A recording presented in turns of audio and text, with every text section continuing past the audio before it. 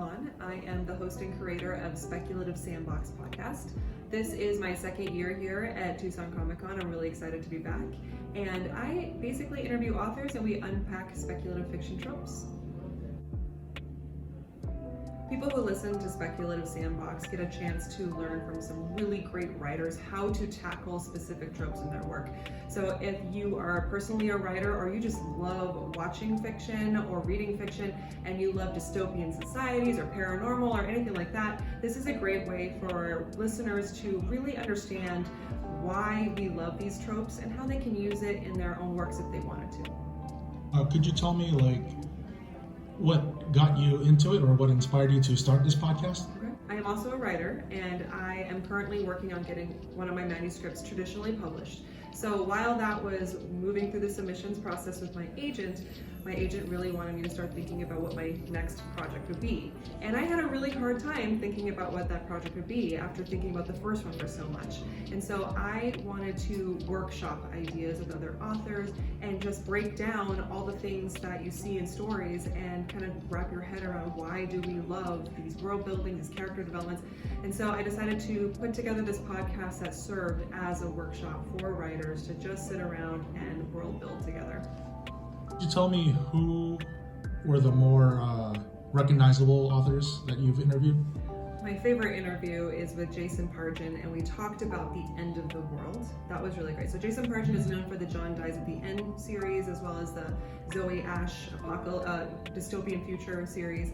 He's hilarious. I love him. He was also a writer for Cracked.com back in the day. So he's huge. Gareth Powell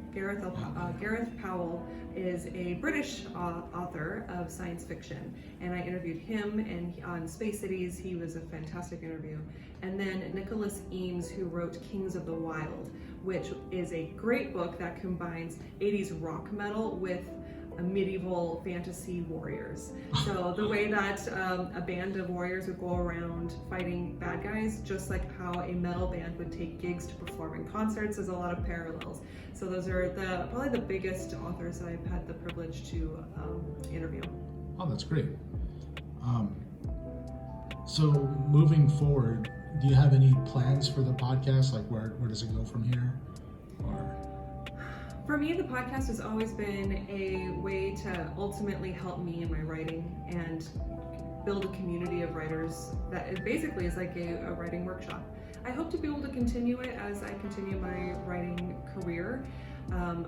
What's been great about this podcast is it's gathered a following, and I get a lot of writers that are interested in being on the podcast. So I never find myself not needing guests. So I want to continue meeting with these people and interviewing them and learning from them, because I feel like it's just a part of the lifelong journey of creativity.